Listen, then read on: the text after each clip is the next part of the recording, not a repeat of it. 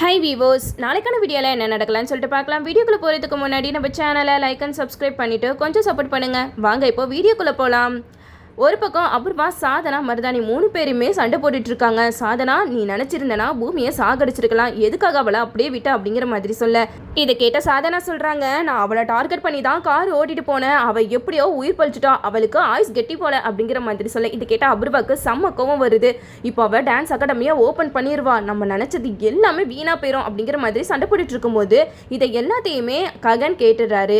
ககனுக்கு இவங்களோட திட்டம் என்னங்கிறது தெரிஞ்சிடுச்சு. அப்போ தான் ககன் வந்து அபூர்வா கிட்ட சொல்கிறாங்க, நீங்கள் என்ன திட்டம் போட்டாலும் சரி, பூமி ஆசைப்பட்ட மாதிரி அவள் டான்ஸ் அகாடமியை ஓப்பன் பண்ணியே தான் அவள் அப்படிங்கிற மாதிரி சொல்லிட்டு போயிடுவாங்க. இந்த சைடு நம்ம அபூர்வா வந்து மருதாணி சித்தி கிட்ட சொல்கிறாங்க, இங்கே பாருங்க சித்தி, ஒன்னாலே எனக்கு ஒரு காரியம் ஆக வேண்டியது இருக்குது. நீ ககன் வீட்டுக்கு எப்படியாவது போயிட்டு அந்த டெடி பியரை எடுத்துகிட்டு வந்துடு. அந்த டெடி பியர் நம்ம கையில் இருந்தால் மட்டும்தான் நான் வந்து நிம்மதியாக இருக்க முடியும். அதில் இருக்கிற கேமராவை எடுத்து ஆதாரம் இல்லாமல் அழிச்சு தூக்கி போட்டுறணும்.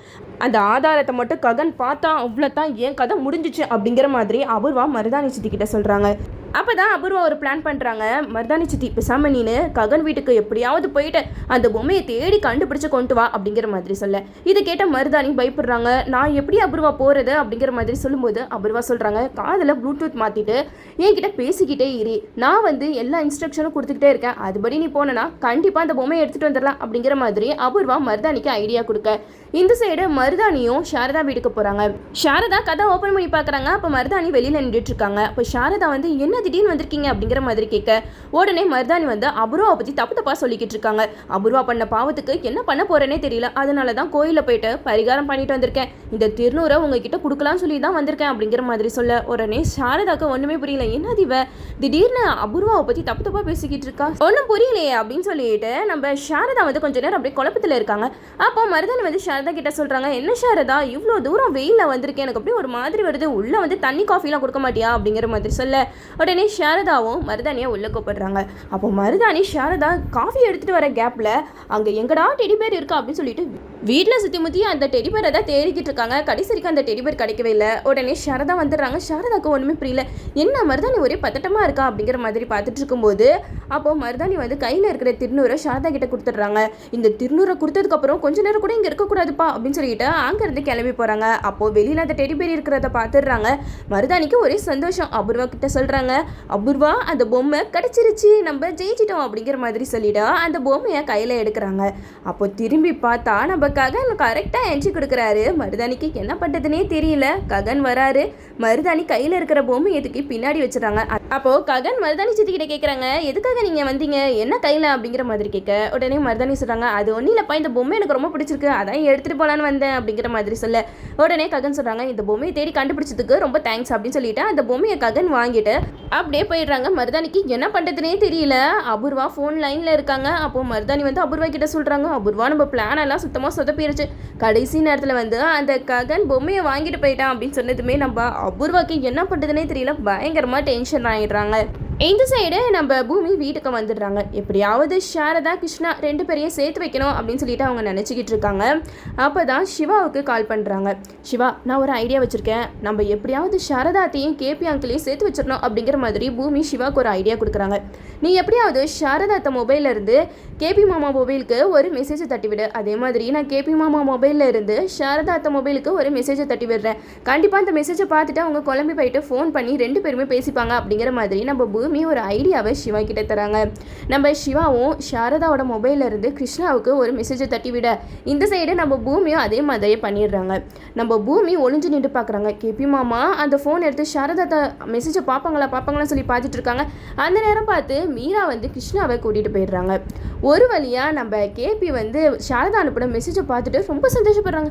ஏன்னா சாரதா நம்மளுக்கு மெசேஜ் பண்ணியிருக்காளா அப்படின்னு சொல்லிட்டு கேபி ஒரு பக்கம் சந்தோஷத்தில் துள்ளி குதிச்சிட்டு இருக்காங்க. மீரா தூங்கினதுக்கப்புறம் நைஸாக எழுந்து வெளியில் போகிறாங்க. நம்ம பூமி கேபியை பார்க்குறாங்க. அப்பாடா மாமா ஒரு வழியாக மெசேஜ் பார்த்துட்டாரு அப்படின்னு சொல்லிட்டு ஒரு பக்கம் துள்ளி குதிச்சிட்டு இருக்க. இந்த சைடு கேபி சாரதாக்கு ஃபோன் பண்ணி பேசுகிறாங்க. சாரதா என்ன மெசேஜ் பண்ணியிருக்கா அப்படிங்கிற மாதிரி கேட்க, அதுக்கு சாரதா சொல்கிறாங்க, நீங்கள் தான் எனக்கு மெசேஜ் பண்ணீங்க அப்படின்னு சொல்லிட்டு 2 பேருமே பேசிக்கிட்டு இருக்காங்க. அப்போ தான் கேபி வந்து சாரதா கிட்ட சொல்கிறாங்க, இங்கேப்பா சாரதா, அன்னைக்கு நான் அந்த மாதிரி சூழ்நிலையில் தான் அப்படி சொன்னேன், இனிமேட்டு உங்க கூட பார்க்க மாட்டேன் பேச மாட்டேன் அப்படின்னு சொல்லிட்டு, ஆனால் என் மனசு ஃபுல்லாக நீ மட்டும்தான் இருக்க அப்படிங்கிற மாதிரி நம்ம சாரதா கிட்ட கேபி சொல்கிறாங்க. ஒரு வழியாக பூமி கேபியும் சாரதாவையும் சேர்த்து வச்சுட்டாங்கன்னே சொல்லலாம். இந்த சைடு நம்ம பூமி சந்தோஷத்தில் இருக்க உடனே அவங்க ஷோபாமா ஃபோட்டோ முன்னாடி நின்று ஷோபா கிட்ட ஆசீர்வாதம் வாங்கிக்கிறாங்க.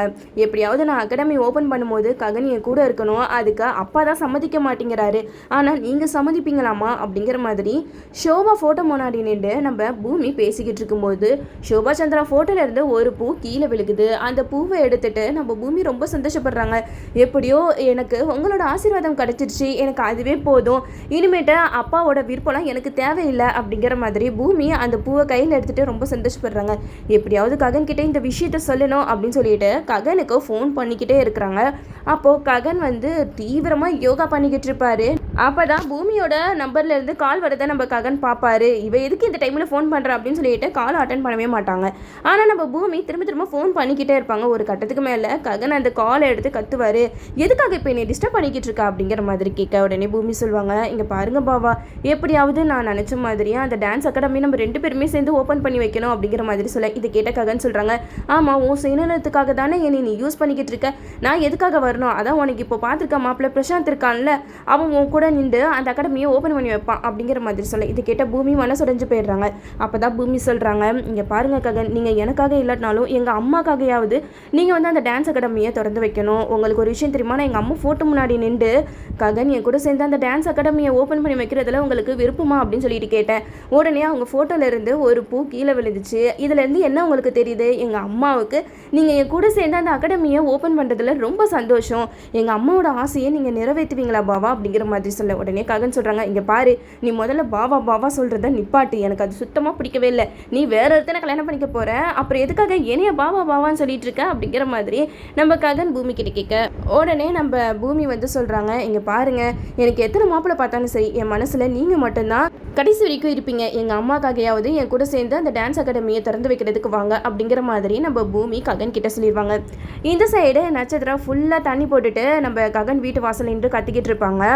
ககன் பாவா வெளியில் வாங்க அப்படின்னு சொல்லிட்டு அவங்க ஒரு பக்கம் கத்த எல்லாருமே வெளியில் வந்து பார்ப்பாங்க. அப்போ சாரதா வந்து நட்சத்திராவை பிடிப்பாங்க.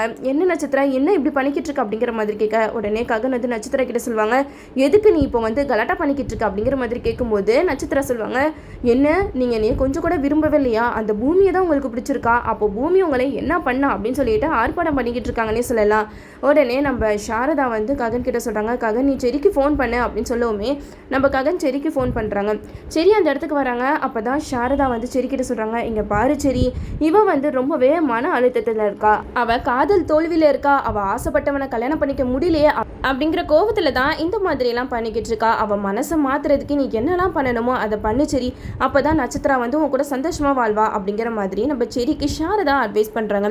இந்த சைடு ககனும் செரிக்கிட்ட சொல்கிறாங்க, இங்கே பாரு செரி, நீ வீட்டுக்கு போயிட்டு அவகிட்ட சமாதானமாக நடந்துக்கோ, என்னதான் இருந்தாலும் விதி உங்கள் 2 பேருக்குமே தீர்மானிச்சிருக்கு, நீங்கள் தான் கணவன் மனைவியாக வாழணும் அப்படின்னு சொல்லிட்டு, அதனால நீங்கள் 2 பேருமே கடைசி வரைக்கும் கணவன் மனைவியாக வாழணும், எனக்கு தெரியும் உனக்கு நட்சத்திரம் மேலே கொஞ்சம் கூட இஷ்டம் இல்லைன்னு சொல்லிட்டு, ஆனால் என்ன பண்ணுறது, நீ பூமி கழுத்தில் தாலி கட்டுறதுக்கு பதிலாக நட்சத்திர கழுத்தில் தாலி கட்டுட்ட, பரவாயில்ல, இனிமேட்டு அந்த வாழ்க்கையை நீ ஏற்றுக்கிட்டு தான் ஆகணும் அப்படிங்கிற மாதிரி ககன் ஒரு பக்கம் செரிக்கிட்ட சொல்லி விடுறாங்க. இந்த சைடு அப்புறம் வந்து பூமி கிட்ட சொல்கிறாங்க, என்ன பூமி, டான்ஸ் அகாடமி ஓப்பன் பண்ணுறதுக்கு எல்லா வேலையும் பண்ணிக்கிட்டு இருக்க போல, உன் கூட சேர்ந்து ககன் அந்த டான்ஸ் அகாடமியை திறந்து வைப்பான்னு சொல்லிட்டு கனவுல கூட நினச்சி பார்க்காத, உன் பேரை கேட்டால ககன் வந்து செம்மையாக டென்ஷன் ஆகுறான், அவன் போயிட்டு நீ டான்ஸ் அகாடமியை திறந்து வைக்கிறதுக்கு வருவான் நீ நினைக்கிற அப்படிங்கிற மாதிரி அபூர்வா பூமி கிட்ட சவால் விடுறாங்க. அதுக்கு பூமி சொல்கிறாங்க, நீங்களும் பாருங்க, கண்டிப்பாக எங்கள் அம்மாவோட ஆசீர்வாதம் எனக்கு இருக்கு, அதுக்கு மேலே என்ன வேணும், கண்டிப்பாக ககன் மாமா வந்து டான்ஸ் அகாடமியை என் கூட சேர்ந்து திறந்து வைக்க தான் போகிறாரு, அதையும் நீங்கள் பார்த்து ரசிச்சுக்கிட்டீங்க அப்படிங்கிற மாதிரி நம்ம பூமி அபூர்வா கிட்ட சவால் விட்டுட்டு போகிறாங்க. இதுக்கப்புறம் கதைக்களத்தை எப்படி கொண்டு போகிறாங்கன்னு சொல்லிட்டு நம்மளும் வெயிட் பண்ணி பார்ப்போம்.